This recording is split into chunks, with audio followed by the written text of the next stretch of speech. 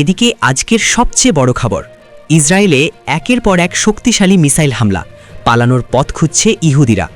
ইরানের ভয়াবহ হামলার ভয়ে আতঙ্কে দেশ ছাড়ছে লক্ষ লক্ষ ইসরায়েলি।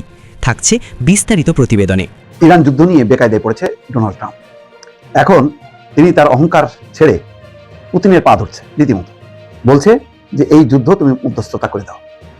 রাশিয়ার পুতিন আবার যথেষ্ট ঘোরেল লোক, সে বলছে যে আমি বিবেচনা করব, এবং এই সুযোগে পুতিন বলছে যে আমাদের তেল বিক্রির উপর যে নিষেধাজ্ঞা তুমি দিয়ে রাখছো বিভিন্ন দেশের উপর, সেটা তুলে নাও। বাধ্য হয়ে ট্রাম্প বলছে যে হ্যাঁ, সাময়িকভাবে আমি তুলে নিচ্ছি, এবং একথাও বলছে যে হয়তো আর নিষেধাজ্ঞা দেওয়ার প্রয়োজন নাও করতে পারে, কারণ ট্রাম্প এখন বেকায়দায়। ট্রাম্পের এবং বেকায়দায় শুধু বলা যাবে না, একেবারে মান সম্মান হুমকির মুখে পড়ছে। এদিকে খেল খতম ট্রাম্পের, ইরানের হয়ে সরাসরি যুদ্ধে নামছে চীন। থাকছে বিস্তারিত প্রতিবেদনে। যেন শেষ করে দেওয়া হচ্ছে। প্রচন্ড কালো মেঘে ঢাকা পড়েছে তেহরানের আকাশ। তেল পোড়া আগুনের সেই ধোঁয়ায় ঢেকে যাচ্ছে একেবারে সূর্যটাও। মানুষ মরছে হাজারে হাজার। মানুষ বলছে, ইরানের দিন কি তাহলে ফুরলো? বিশ্বের ইতিহাসে অন্যতম সমৃদ্ধ এই দেশ, এই শহর কি তবে শেষ নিঃশ্বাস ত্যাগ করছে? ইরানের অবস্থা ভালো নয়, কিন্তু তাই বলে কি মরে যাবে ইরান? মরেই যাবে তেহরান? না, আশা আছে। খোদ মার্কিন গোয়েন্দারাই বাতলে দিয়েছেন, বড় যুদ্ধেও টলানো যাবে না ইরানকে। এদিকে ইসরায়েলে ক্লাস্টার ওয়ারহেড সহ ক্ষেপণাস্ত্র নিক্ষেপ ইরানের। থাকছে বিস্তারিত প্রতিবেদনে। ইসরায়েলের প্রধানমন্ত্রী যুদ্ধবাজ বেনিয়ামিন নেতানিয়াহু কি সত্যিই নিহত হয়েছেন? এমন প্রশ্নের মধ্য দিয়ে সারা পৃথিবীর বিভিন্ন গণমাধ্যমে নানান ধরনের খবর প্রচারিত হচ্ছে, প্রকাশিত হচ্ছে, এবং একসঙ্গে নানান ধরনের প্রশ্ন উঠছে, তিনি সত্যিই নিহত হয়েছেন কিনা, তিনি আদৌ বেঁচে আছেন কিনা, তিনি নিহত না হয়ে আসলে গুরুতর আহত অবস্থা আছেন কিনা, নানান ধরনের প্রশ্ন নিয়ে নানান ধরনের গুঞ্জন পুরো বিশ্বব্যাপী ছড়িয়ে গেছে। এদিকে ইরানে যুদ্ধ নিয়ে মার্কিন সেনাদের মধ্যে ব্যাপক অসন্তোষ। যুদ্ধ করতে চাচ্ছে না মার্কিন সেনারা, চরম বিপাকে ডোনাল্ড ট্রাম্প। থাকছে বিস্তারিত প্রতিবেদনে। ইরানকে বিভক্ত করে বিশাল তেল ভান্ডার লুটের নীল নকশা করছে যুক্তরাষ্ট্র। সংবাদ সম্মেলনে এমন অভিযোগ করেছেন দেশটির পররাষ্ট্র মন্ত্রণালয়ের মুখপাত্র ইসমাইল বাঘাই। এদিকে এই যুদ্ধ বন্ধের সিদ্ধান্ত নেতানিয়াহুর সঙ্গে যৌথভাবে নেয়ার কথা জানালেন ট্রাম্প। এর মধ্যে এই সংকট নিরসনে মধ্যস্থতার লক্ষ্যে সৌদি আরব সফর করছেন চীনের মধ্যপ্রাচ্য বিষয়ক বিশেষ দূত। এই পরিস্থিতির মধ্যেও ইরানের উচ্চপদস্থ কর্মকর্তাদের লক্ষ্য করে আবারও হামলা চালাচ্ছে ইসরায়েল। টানা 10 দিনের মতো ইরানের সাথে ইসরায়েলের যুদ্ধে একের পর এক ক্ষেপণাস্ত্র হামলা, পাল্টা হামলা এবং শীর্ষ নেতৃত্বের মৃত্যুতে পুরো অঞ্চল পরিণত হয়েছে এক ভয়াবহ মৃত্যুপুরীতে। যুক্তরাষ্ট্র এই যুদ্ধে সরাসরি জড়িয়ে পড়ায় সমীকরণ হয়ে উঠেছে আরও জটিল। ধ্বংস হয়েছে সামরিক স্থাপনা, প্রাণ হারিয়েছেন গুরুত্বপূর্ণ ব্যক্তিগণ। এত কিছুর পরও দুই মিত্র দেশের অভাবনীয় শক্তির কাছে যেন কোনোভাবেই হার মানছে না ইরান। বলা যায়, ময়দানে নেমে ইরান আরও স্পষ্টভাবে বুঝে উঠতে পেরেছে কখন কোন চাল চালানো উচিত। তাদের এই অকল্পনীয় শক্তি সম্পর্কে হয়তো কোনো ধারণাই ছিল না ট্রাম্প নেতানিয়াহুর। আর তাই ইরানের এই হার না মানার রূপ দেখে এবার নিজেদের বাঁচানোর পথ খুঁজতে শুরু করলেন ইহুদিরা। ইরানের ওপর চলমান সামরিক অভিযান নিয়ে সম্প্রতি ইসরায়েলের ভেতর থেকেই যেন সুর বদলাতে শুরু করেছে। দেশটির জ্যেষ্ঠ কর্মকর্তাদের একটি অংশ মনে করছেন এই যুদ্ধ আর দীর্ঘায়িত করা ঠিক হবে না। তাদের মতে যুদ্ধের প্রধান সামরিক লক্ষ্যগুলো, যেমন ইরানের পারমাণবিক কর্মসূচি ও ক্ষেপণাস্ত্র ভান্ডার ধ্বংস করার কাজ প্রায় শেষ। এখন শুধু যুদ্ধ থেকে সম্মানের সাথে বের হয়ে আসার পথ খোঁজা জরুরি। ওয়াশিংটন পোস্টের তথ্য মতে ইসরায়েলি প্রতিরক্ষা কর্মকর্তাদের বড় একটি অংশ মনে করছেন অনির্দিষ্টকাল যুদ্ধ চালিয়ে যাওয়া তেল আবিবের জন্য আত্মঘাতী হতে পারে। বিশেষ করে উপসাগরীয় অঞ্চলে তেল ও গ্যাসের দাম বেড়ে যাওয়ায় বিশ্ব অর্থনীতি যে ঝুঁকির মুখে পড়েছে তার দায় এড়ানো কঠিন হয়ে পড়বে। তবে ইসরায়েলি প্রধানমন্ত্রী বেনিয়ামিন নেতানিয়াহু এবং মার্কিন প্রেসিডেন্ট ডোনাল্ড ট্রাম্প এখনও পূর্ণাঙ্গ বিজয় ও শাসন পরিবর্তনের লক্ষ্যে অটল। পরিস্থিতি আরও ঘোলাটে হয়েছে মোজতবা খামেনির উত্থানে। সাবেক সর্বোচ্চ নেতার মৃত্যুর পর তার ছেলের হাতে ক্ষমতা আসায় আলোচনার পথ আরও সংকীর্ণ হয়েছে বলে মনে করছেন বিশ্লেষকরা। এদিকে সংঘাতের আঁচ লেগেছে প্রতিবেশী দেশগুলোতেও। সম্ভাব্য পাল্টা হামলার ভয়ে তুরস্ক ও সৌদি আরব থেকে ইতোমধ্যে নিজ দেশের কূটনীতিক ও তাদের পরিবারকে সরিয়ে নিতে শুরু করেছে যুক্তরাষ্ট্র। পেন্টাগনের হিসাব মতে এই যুদ্ধে এখন পর্যন্ত যুক্তরাষ্ট্রের খরচ হয়েছে প্রায় $5.6 বিলিয়ন। সব মিলিয়ে মধ্যপ্রাচ্য এখন এক সন্ধিক্ষণে। একদিকে ধ্বংসাত্মক যুদ্ধের সমাপ্তি খোঁজার চেষ্টা, অন্যদিকে নতুন নেতৃত্বের অধীনে আরও কট্টর প্রতিরোধের হাতছানি। এই দ্বিমুখী টানাপোড়েনে ইরান ও ইসরায়েলের ভবিষ্যৎ এখন কেবল রণক্ষেত্রেই নয়, বরং ওয়াশিংটনের নীতি নির্ধারণী টেবিলের সিদ্ধান্তের উপরও ঝুলে আছে। এদিকে খেল খতম ট্রাম্পের, ইরানের হয়ে সরাসরি যুদ্ধে নামছে চীন। যুদ্ধ শুরু হয় 28 ফেব্রুয়ারি। ওই দিন আমেরিকার কয়েকজন সেনাকে আটক করা হয়েছে বলে দাবি করেন ইরানের জাতীয় নিরাপত্তা কাউন্সিলের প্রধান আলী লারিজানি। সামাজিক যোগাযোগ মাধ্যম এক্সে দেওয়া এক পোস্টে তিনি দাবি করেন। তবে কতজন মার্কিন সেনাকে আটক করা হয়েছে সেই বিষয়ে তিনি সুস্পষ্ট করে কিছু জানাননি। লারিজানি তার পোস্টে জানিয়েছেন, তাকে জানানো হয়েছে যে কয়েকজন মার্কিন সেনাকে আটক করা হয়েছে। এই নিয়ে আমেরিকার সঙ্গে ইরানের বাকযুদ্ধ শুরু হয়েছে, কারণ আমেরিকা বলছে যাদের গ্রেফতার করা হয়েছে বলে ইরানের তরফ থেকে যা দাবি করা হয়েছে সেটা ঠিক নয়। ইরানের হামলায় তাদের মৃত্যু হয়েছে। আলী লারিজানি জানিয়েছেন, সত্যকে বেশি দিন লুকিয়ে রাখা যায় না, তাই একসময় বাস্তবতা প্রকাশ পাবে। তবে ইরানের এই দাবি নাকচ করে দিয়েছেন মার্কিন প্রেসিডেন্ট ডোনাল্ড ট্রাম্প। মার্কিন সামরিক বাহিনীর পক্ষ থেকে দেওয়া এক বিবৃতিতে বলা হয়েছে, ইরানের এই বক্তব্য পুরোপুরি মিথ্যে। যুক্তরাষ্ট্র নৌবাহিনীর প্রধান অ্যাডমিরাল ড্যারিল কডল জানিয়েছেন, ইরান নানা ধরনের মিথ্যে অপপ্রচার চালিয়ে যাচ্ছে। মার্কিন সেনা আটকের দাবি সেই ধরনের আরও একটি উদাহরণ। আল জাজিরাকে দেওয়া আমেরিকার সেন্ট্রাল কমান্ডের এক মুখপাত্র একই দাবি করেছেন। তার মতে, ইরান মিথ্যাচার চালিয়ে যাচ্ছে। এই যুদ্ধে মার্কিন সেনাবাহিনীর 6 জন সদস্যের মৃত্যু হয়েছে বলে আমেরিকার তরফে দাবি করা হয়েছে। মার্কিন প্রেসিডেন্ট ডোনাল্ড ট্রাম্প এই সামরিক অভিযানের নাম দিয়েছেন অপারেশন এপিক ফিউরি। ইরানের একটি গণমাধ্যমে বলা হয়েছে, যুদ্ধ শুরু হওয়ার পর থেকে এখনও পর্যন্ত 1000-এর বেশি মানুষ নিহত হয়েছেন। এদের মধ্যে 180 জন শিশু। দক্ষিণ পূর্বের শহর মিনারে একটি স্কুলে হামলার সময় এই শিশুদের মৃত্যু হয়েছে বলে জানা গিয়েছে। নিউ ইয়র্ক টাইমের একটি বিশ্লেষণে ইঙ্গিত দেওয়া হয়েছে, ওই স্কুলে হামলা যুক্তরাষ্ট্রের তরফে চালানো হয়ে থাকতে পারে। তবে প্রেসিডেন্ট ট্রাম্প এই অভিযোগ অস্বীকার করে হামলার দায় ইরানের উপর চাপিয়ে দিয়েছেন। এয়ারফোর্স 1 বিমানে বসে সাংবাদিকদের এক প্রশ্নের জবাবে মার্কিন প্রেসিডেন্ট বলেন, তার দেখা তথ্য অনুযায়ী এই হামলা ইরান চালিয়েছে, এটা আত্মঘাতী হামলা। ইরানের উদ্দেশ্য ছিল হামলার দায় আমেরিকার উপর চাপিয়ে দেওয়া। যুদ্ধ শুরুর একদিন পর অর্থাৎ 1 মার্চ ইরানের হানায় 6 মার্কিন সেনার মৃত্যু হয়। এই 6 মার্কিন সেনাকর্তা হলেন captain Cody A Khork, sergeant first class Nicole M Amor, sergeant first class Noah L Tietjens, specialist Declan J Coady, major Jeffrey R O'Brien, chief warrant officer Robert M Marzan. Dover বিমানঘাটিতে মৃতদেহ হস্তান্তরের সময় মার্কিন president Trump বলেন, এটা অত্যন্ত দুঃখজনক। ট্রাম্পের দাবি, যুদ্ধে আমেরিকা বড় ব্যবধানে এগিয়ে রয়েছে। তারা ইরানের পুরো দুষ্ট সাম্রাজ্য ধ্বংস করে দিয়েছে। তবে তিনি এখনও ইরানে মার্কিন সেনা মোতায়েনের ব্যাপারে মনস্থির করেননি। নিউ ইয়র্ক পোস্টে দেওয়া এক সাক্ষাৎকারে মার্কিন প্রেসিডেন্ট বলেন, অনেক প্রেসিডেন্ট বলেন তারা বিদেশে সেনা পাঠাবেন না, তবে তিনি এমন কোনো প্রতিশ্রুতি দিতে চাইছেন না। মার্কিন প্রেসিডেন্ট মনে করেন, এই যুদ্ধ 4 থেকে 5 সপ্তাহ পর্যন্ত স্থায়ী হতে পারে। প্রশ্ন হল, রাশিয়া কি ইরানের পাশে, নাকি পর্দার আড়ালে আছে রাশিয়ার শক্ত হাত? মার্কিন প্রেসিডেন্ট ডোনাল্ড ট্রাম্প যুদ্ধের জন্য সমর্থন পেতে মধ্যপ্রাচ্য এবং ইউরোপের নেতাদের সঙ্গে যোগাযোগ চালিয়ে যাচ্ছেন। যুদ্ধ শুরু হওয়ার কয়েকদিনের মধ্যে খবর আসে, ইরান চীনের তৈরি CM-302 বিধ্বংসী ক্ষেপণাস্ত্র কেনার প্রস্তুতি নিচ্ছে। এর ফলে ধারণা তৈরি হয়েছিল, চীন এবার আরও খোলাখুলিভাবে ইরানের পক্ষে থাকতে পারে। এদিকে ইসরায়েলে ক্লাস্টার ওয়ারহেড সহ ক্ষেপণাস্ত্র নিক্ষেপ ইরানের।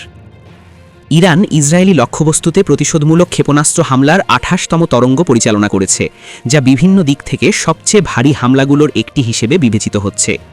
ইসরায়েলি টেলিগ্রাম গ্রুপ ও চ্যানেলে ছড়িয়ে পড়া প্রতিবেদনে বলা হয়েছে, হামলার পর উদ্ধার ও জরুরি সেবা বাহিনীকে ব্যাপক তৎপরতা চালাতে হয়েছে। রোববার সন্ধ্যায় এই 28তম দফার ক্ষেপণাস্ত্র অভিযান পরিচালিত হয়। প্রকাশিত ছবিতে অন্তত 14টি ক্ষেপণাস্ত্র উৎক্ষেপণের ঘটনা দেখা গেছে। বিশ্লেষকদের ধারণা, প্রকৃতপক্ষে এই তরঙ্গে 20টিরও বেশি ক্ষেপণাস্ত্র নিক্ষেপ করা হয়েছে। এর ফলে সাম্প্রতিক দিনগুলোতে এক একটি তরঙ্গে 20টির বেশি ক্ষেপণাস্ত্র ব্যবহারের যে ধারা দেখা যাচ্ছিল তা কমেনি, বরং আরও তীব্র হয়েছে বলে মনে করা হচ্ছে। এই হামলার লক্ষ্যবস্তু ছিল অধিকৃত অঞ্চলসহ মধ্যপ্রাচ্যের বিভিন্ন মার্কিন ঘাঁটি। হামলায় ব্যবহৃত ক্ষেপণাস্ত্র ও ওয়ারহেডের ধরনও বিশেষ গুরুত্ব পেয়েছে। প্রতিবেদনে বলা হয়েছে, এই অভিযানে কাদার ক্ষেপণাস্ত্রে ক্লাস্টার ওয়ারহেড ব্যবহার করা হয়েছে। যদিও এ ধরনের ওয়ারহেড ব্যবহার একেবারে নজিরবিহীন নয়, তবু তা খুব বেশি দেখা যায় না। এর আগে সাধারণত খাইবার এবং খোররাম শহর ধরনের ক্ষেপণাস্ত্রে ক্লাস্টার ওয়ারহেড ব্যবহারের নজির বেশি ছিল। এদিকে ইরানে যুদ্ধ নিয়ে মার্কিন সেনাদের মধ্যে ব্যাপক অসন্তোষ।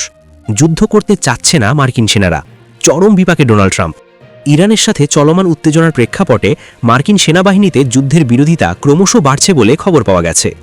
দেশটির কনসেনসাস অবজেক্টরদের অর্থাৎ বিবেকের তাড়নায় যুদ্ধ অস্বীকৃতিকারী সহায়তাকারী একটি অলাভজনক সংস্থা জানিয়েছে, নৈতিক বা ধর্মীয় কারণে যুদ্ধে অংশ নিতে অস্বীকৃতি জানানো মার্কিন সেনা সদস্যদের কাছ থেকে তারা প্রচুর ফোন কল পাচ্ছেন। Centre on consensus and war নামের সংস্থাটির নির্বাহী পরিচালক Mike Prysner social media platform এক্সে জানিয়েছেন, ইরান যুদ্ধ নিয়ে মার্কিন সেনাদের মধ্যে তীব্র অসন্তোষ বিরাজ করছে। তিনি বলেন, আমাদের ফোনে প্রচুর কল আসছে। সাধারণ মানুষের কাছে যা প্রকাশ করা হচ্ছে তার চেয়ে অনেক বেশি ইউনিটকে যুদ্ধের জন্য সক্রিয় করা হয়েছে। সংস্থাটির মতে 2003 সালে ইরাক আগ্রাসনের সময় যেভাবে যুদ্ধের বিরোধিতা দেখা গিয়েছিল, বর্তমান পরিস্থিতিতে সেনাদের মধ্যে অসন্তোষ অনেকটা তেমনই। যুদ্ধে মোতায়েনের অপেক্ষায় থাকা এক সেনা সদস্যের উদ্ধৃতি দিয়ে সংস্থাটি জানায়, ওই সেনা শুধু নিজেই কনসেনসাস অবজেক্টর হিসেবে আবেদন করছেন না, বরং তার ইউনিটে যুদ্ধবিরোধী মনোভাব কতটা প্রকট তাও জানিয়েছেন। সেনাদের এই অসন্তোষের অন্যতম বড় কারণ হিসাবে ইরানের মিনাবে একটি বালিকা বিদ্যালয়ে মার্কিন ইসরায়েলি হামলার ঘটনাকে উল্লেখ করা হয়েছে। ওই হামলায় অন্তত 165 জন নিহত হন, যাদের অধিকাংশই ছিল স্কুল ছাত্রী। এই ঘটনাকে একটি গণহত্যা হিসেবে অভিহিত করে অনেক সেনা সদস্য গভীর ঘৃণা ও ক্ষোভ প্রকাশ করেছেন। এছাড়া আন্তর্জাতিক জলসীমায় ইরানি ফ্রিগেটে হামলা নিয়েও সেনাদের মধ্যে প্রশ্ন উঠেছে।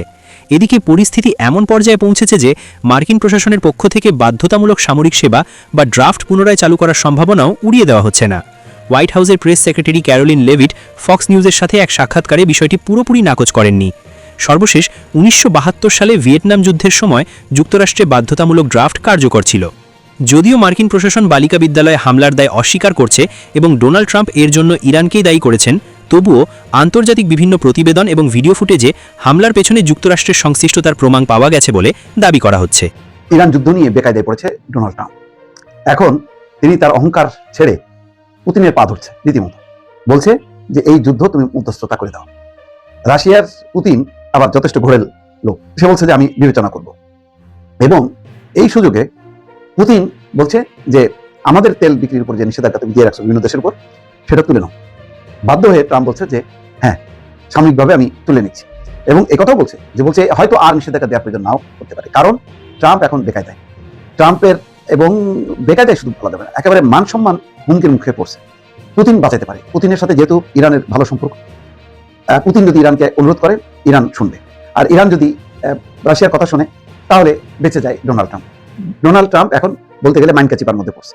এই যুদ্ধ চালায় নিতে গেলে প্রচুর তার দেশে এবং বিদেশে তার কোনো রকম ভাবমূর্তি থাকবে না, কোনো রকম জনপ্রিয়তা থাকবে না, বরং এই সংকটের সুযোগে পুতিন হিরো হয়ে যাবে।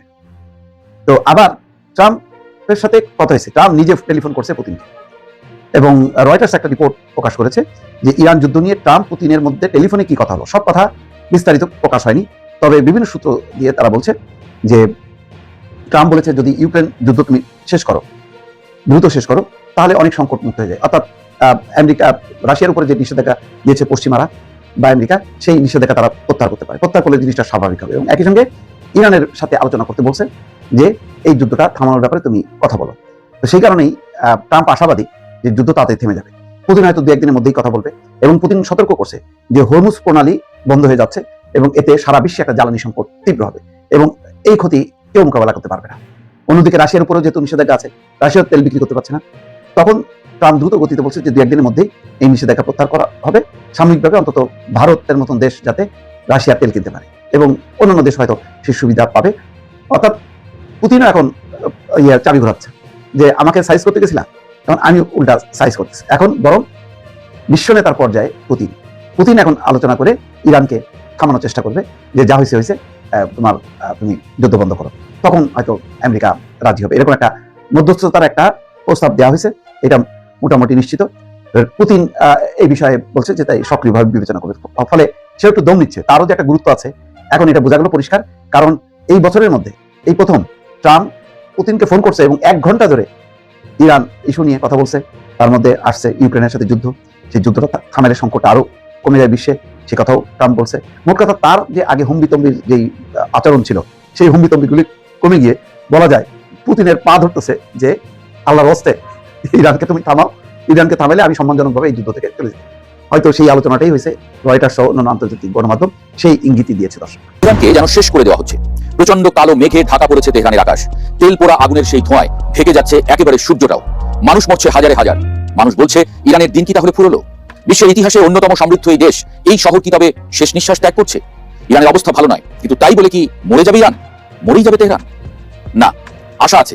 খোদ মার্কিন গোয়েন্দারাই বাতলে দিয়েছেন বড় যুদ্ধেও টলানো যাবে না ইরানকে। মার্কিন যুক্তরাষ্ট্র এবং ইসরায়েল যৌথভাবে ইরানের উপরে ভয়াবহ সামরিক আগ্রাসন শুরু করেছে, যার মাত্রা এবং তীব্রতা অতীতের যে কোনো সংঘাতকে ছাড়িয়ে গেছে। গত 28 ফেব্রুয়ারি থেকে শুরু হওয়া এই হামলায় ইরানের আকাশ এবং সমুদ্র সীমা থেকে ব্যাপক বোমাবর্ষণ করা হচ্ছে। মার্কিন প্রেসিডেন্ট ডোনাল্ড ট্রাম্পের প্রশাসন অত্যন্ত স্পষ্টভাবে ঘোষণা করেছে যে তাদের মূল লক্ষ্য হলো ইরানের বর্তমান নেতৃত্বকে পুরোপুরি সরিয়ে দিয়ে সেখানে নিজেদের পছন্দ মতো একটি শাসক গোষ্ঠী বসানো। মার্কিন কর্মকর্তারা বেশ দাম্ভিকতার সঙ্গে হুঙ্কার দিচ্ছেন যুদ্ধ সবে শুরু হয়েছে এবং এটি একটি দীর্ঘমেয়াদী সামরিক অভিযান হতে যাচ্ছে। কিন্তু এই ধ্বংসযজ্ঞ ও দামামা বাজানোর মাঝেই ওয়াশিংটন ডিসির ক্ষমতার অলিন্দে একটি চরম অস্বস্তিকর সত্য ঘুরপাক খাচ্ছে। যুক্তরাষ্ট্রের ন্যাশনাল ইন্টেলিজেন্স কাউন্সিল বা এনআইসির একটি অত্যন্ত গোপনীয় প্রতিবেদন ফাঁস হয়ে গেছে, যা ওয়াশিংটন পোস্টের মাধ্যমে গোটা বিশ্বের সামনে চলে এসেছে। 18টি মার্কিন গোয়েন্দা সংস্থার নিবিড় পর্যবেক্ষণের নির্যাস নিয়ে তৈরি করা এই প্রতিবেদনে স্পষ্ট ভাষায় সতর্ক করে বলা হয়েছে যে যুক্তরাষ্ট্রের এই নজিরবিহীন সামরিক আক্রমণ সত্ত্বেও ইরানের শক্তিশালী সামরিক বাহিনী এবং কয়েক দশক ধরে শেকড় দ্বারা ইসলামী শাসন ব্যবস্থাকে উৎখাত করা হয়তো কোনোভাবেই সম্ভব হবে না। গোয়েন্দাদের এই স্বীকারোক্তি ট্রাম্প প্রশাসনের যুদ্ধংদেহী পরিকল্পনার সফলতার উপর এক বিশাল প্রশ্নবোধক চিহ্ন এঁকে দিয়েছে। ইরানকে কেন হারানো সম্ভব নয় তার সবচেয়ে বড় কারণ দেশটির প্রাতিষ্ঠানিক কাঠামোর দৃঢ়তার কথা বলা হয়েছে। এনআইসি এর গোয়েন্দা বিশ্লেষকরা এবং ব্রুকিংস ইনস্টিটিউশনের ভাইস প্রেসিডেন্ট এবং ইরান বিষয়ক গবেষক সুজান ম্যালোনির মতো বিশেষজ্ঞরা মনে করেন ইসলামী প্রজাতন্ত্রের ভিত্তি কেবল একজন ব্যক্তি বা একটি গোষ্ঠীর উপরে নির্ভরশীল নয়। মার্কিন যুক্তরাষ্ট্রের হামলায় যদি ইরানের সর্বোচ্চ নেতা আয়াতুল্লাহ আলী খামেনি নিহত হন তাহলেও দেশটির শাসন ব্যবস্থা ভেঙে পড়বে না, কারণ তাদের ধর্মীয় এবং সামরিক প্রতিষ্ঠানগুলো বিশেষ করে রেভলিউশনারি গার্ডস এবং অ্যাসেম্বলি অফ এক্সপার্টস এর মতো কাঠামোগুলো এমনভাবে তৈরি যে কোনো চরম সংকটেও তারা ক্ষমতার ধারাবাহিকতা বজায় রাখতে আগে থেকে নির্ধারিত আইনি এবং ধর্মীয় প্রক্রিয়া অনুসরণ করবে। গত 4 দশকের বেশি সময় ধরে মার্কিন নিষেধাজ্ঞা এবং বৈরী পরিস্থিতির মধ্যে টিকে থাকার জন্য ইরান নিজেদের একটি স্বনির্ভর এবং দুর্ভেদ্য প্রাতিষ্ঠানিক রূপ দিয়েছে, যা শুধু বোমা বর্ষণ করে মুছে ফেলা যায় না। ওয়াশিংটনের বিশ্লেষকরা হয়তো ভেবেছিলেন যে ব্যাপক হামলার মুখে ইরানের নেতৃত্ব তাসের ঘরের মতো ভেঙে পড়বে, কিন্তু বাস্তবতা হলো তাদের কমান্ড অ্যান্ড কন্ট্রোল কাঠামো এত গভীরে এবং এত বিস্তৃতভাবে ছড়ানো যে উপর থেকে মাথা কেটে ফেললেও শরীরের অন্যান্য অংশ স্বয়ংক্রিয়ভাবে যুদ্ধ চালিয়ে যাওয়ার ক্ষমতা রাখে। যুক্তরাষ্ট্রের একটি বড় হিসাব ছিল ইরানের ভেতরে বিরোধী দলগুলোকে উস্কে দিয়ে একটি গণ অভ্যুত্থান ঘটানো বা ক্ষমতার পালাবদল করা, কিন্তু গোয়েন্দা প্রতিবেদনগুলো সেই আশায়ও জল ঢেলে দিয়েছে।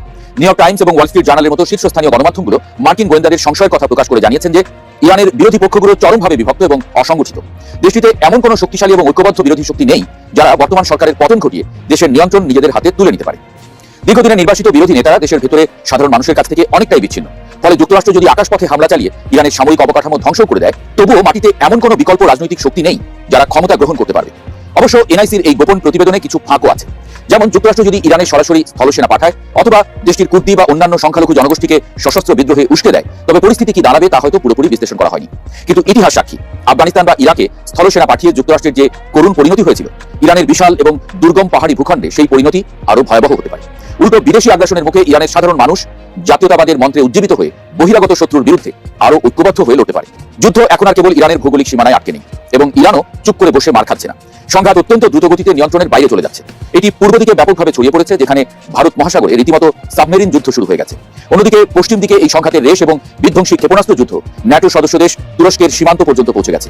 যুক্তরাষ্ট্র এবং ইসরায়েল যেখানে আকাশপথে বোমা বর্ষণ করছে, সেখানে ইরান তাদের শক্তিশালী ব্যালিস্টিক এবং ক্রুজ ক্ষেপণাস্ত্রগুলোর বিশাল ভান্ডার উন্মুক্ত করে দিয়েছে। যুদ্ধের সর্বশেষ আপডেট অনুযায়ী ইরান সরাসরি ইসরায়েলের তেল আবিব, হাইফা এবং নেগেভ মরুভূমিতে অবস্থিত গুরুত্বপূর্ণ সামরিক ও গোয়েন্দা ঘাঁটিগুলোতে বৃষ্টির মতো হাইপারসনিক ক্ষেপণাস্ত্র হামলা চালিয়েছে। একই সঙ্গে ইরাক এবং সিরিয়ায় অবস্থিত মার্কিন সামরিক ঘাঁটিগুলো, বিশেষ করে আল আসাদ বিমান ঘাঁটি এবং জর্ডান সীমান্তে তারা ভয়াবহ ড্রোন এবং মিসাইল অ্যাটাক করেছে। পারস্য উপসাগর এবং হরমুজ প্রণালীতে মার্কিন নৌবহরগুলোর উপর স্পিডবোট এবং এন্টিশিপ মিসাইল দিয়ে আক্রমণ শানানো হচ্ছে, যার ফলে বিশ্বব্যাপী তেলের বাজার চরম অস্থিতিশীল হয়ে পড়েছে। এই অসময় এবং বিস্তৃত যুদ্ধে ইরান একা লড়ছে না, তাদের তৈরি করা অ্যাক্সিস অফ রেজিস্ট্যান্স বা প্রতিরোধ বলয় এখন পূর্ণ মাত্রায় সক্রিয়। ইরানের প্রক্সি যোদ্ধারা রীতিমতো সক্রিয় হয়ে উঠেছে। এর বাইরে বিশ্বমঞ্চে রাশিয়া এবং চীন প্রকাশ্যে সেনা না পাঠালেও তারা তেহরানকে সর্বাত্মক লজিস্টিক, গোয়েন্দা তথ্য এবং প্রযুক্তিগত সহায়তা দিয়ে যাচ্ছে। রাশিয়া তাদের স্যাটেলাইট ইন্টেলিজেন্স দিয়ে ইরানকে মার্কিন বাহিনীর অবস্থান সম্পর্কে আগাম তথ্য দিচ্ছে, আর চীন দেশটিকে অর্থনৈতিকভাবে বাঁচিয়ে রাখার পাশাপাশি সাইবার যুদ্ধে সহায়তা করছে। এই পুরো প্রেক্ষাপট বিশ্লেষণ করে চীনের একজন শীর্ষস্থানীয় সামরিক এবং ভূরাজনৈতিক গবেষক সম্প্রতি একটি চাঞ্চল্যকর ভবিষ্যৎবাণী করেছেন। ওই চীনা গবেষকের মতে মার্কিন যুক্তরাষ্ট্র ইরানে যে আগুন জ্বালিয়েছে, সেই আগুনেই পুড়ে ছাই হবে তাদের নিজস্ব বৈশ্বিক আধিপত্য। তিনি ভবিষ্যৎবাণী করেছেন যে যুক্তরাষ্ট্র ইরানে কখনো নিজেদের পুতুল সরকার বসাতে পারবে না। উল্টো এই দীর্ঘস্থায়ী যুদ্ধ মার্কিন অর্থনীতিকে পঙ্গু করে দেবে এবং মধ্যপ্রাচ্যে তাদের প্রভাব চিরতরে বিলুপ্ত করতে পারে। তার মতে ইরান হয়তো ভৌগোলিকভাবে চরম ক্ষতিগ্রস্ত হবে, অবকাঠামো মাটির সঙ্গে মিশে যাবে, কিন্তু তাদের রাষ্ট্রীয় মূল কাঠামোটি ঠিকই টিকে থাকবে। অর্থাৎ বোমার আঘাতে তেহরানের আকাশ যতই কালো কিংবা মাটির সাথে গোটা তেহরান মিশে যাক না কেন, ইরান তার জায়গা থেকে এক চুলো নড়বে না, এটা নিশ্চিত। ইসরায়েলের প্রধানমন্ত্রী যুদ্ধবাজ বেনিয়ামিন নেতানিয়াহু কি সত্যিই নিহত হয়েছেন? এমন প্রশ্নের মধ্য দিয়ে সারা পৃথিবীর বিভিন্ন গণমাধ্যমে নানান ধরনের খবর প্রচারিত হচ্ছে, প্রকাশিত হচ্ছে এবং একসঙ্গে নানান ধরনের প্রশ্ন উঠছে, তিনি সত্যিই নিহত হয়েছেন কিনা, তিনি আদৌ বেঁচে আছেন কিনা, তিনি নিহত না হয়ে আসলে গুরুতর আহত অবস্থা আছেন কিনা, নানান ধরনের প্রশ্ন নিয়ে নানান ধরনের গুঞ্জন পুরো বিশ্বব্যাপী ছড়িয়ে গেছে। ইসরায়েলি প্রধানমন্ত্রী যে নিহত হয়েছেন এমন একটি খবর খুব কনফিডেন্টলি দাবি করেছে ইরানের আধা সরকারি বার্তা সংস্থা তাসনিম নিউজ এজেন্সি, এবং তারা কয়েকটি ব্যাখ্যা এখানে দেওয়ার চেষ্টা করেছে যে সত্যিই বেনিয়ামিন নেতানিয়াহু নিহত হয়েছেন ইরানের মিসাইল হামলায়। যদি সত্যিই বেনিয়ামিন নেতানিয়াহু নিহত হয়ে থাকেন, ডোনাল্ড ট্রাম্প কি করবে, অথবা ইরানের ভূমিকা পরবর্তীতে কতটা আরও বিধ্বংসী হবে, সেই প্রশ্ন সামনে আসছে।